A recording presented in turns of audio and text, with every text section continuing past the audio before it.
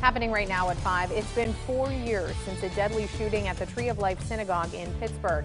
How the victims are being remembered in just minutes. It was the deadliest attack on Jewish people in U.S. history. 11 people were killed during Sabbath morning services and 6 more were injured. Thanks for joining us for 7 News at 5. I'm Catherine Guyon. The anniversary comes at a time of rising anti-Semitism. According to the Anti-Defamation League, incidents in the U.S. reached an all-time high in 2021. In an interview with CBS News, Tree of Life Rabbi Jeffrey Myers says the way to remember the victims is to perform deeds of loving kindness to help others.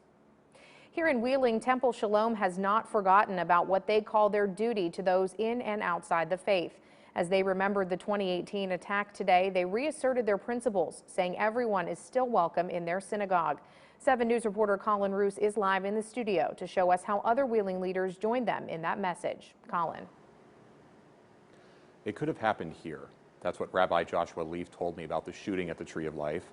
He says it was a smaller Pittsburgh congregation in a residential neighborhood on a tree-lined street, much like Temple Shalom's off National Road. The rabbi feels it's not a question of whether evil will happen, it's if good people will respond.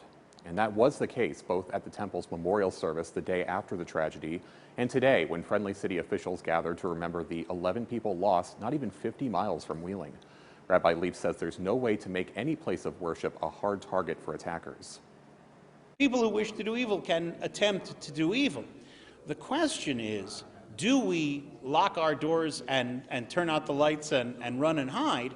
Or do we open our doors and welcome in the stranger and say our values are important enough to be open in the practice of our faith? There's this phrase that's been sticking in my head, which is, it takes all of us.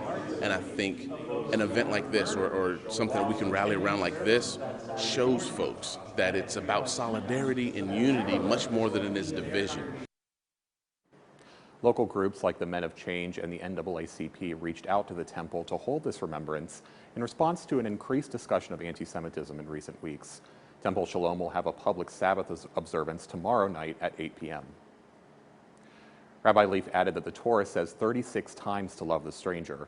It's a value that not even terrorism can force them to abandon. Live in the 7 News studio, I'm Colin Roos, working for you. Colin, thanks.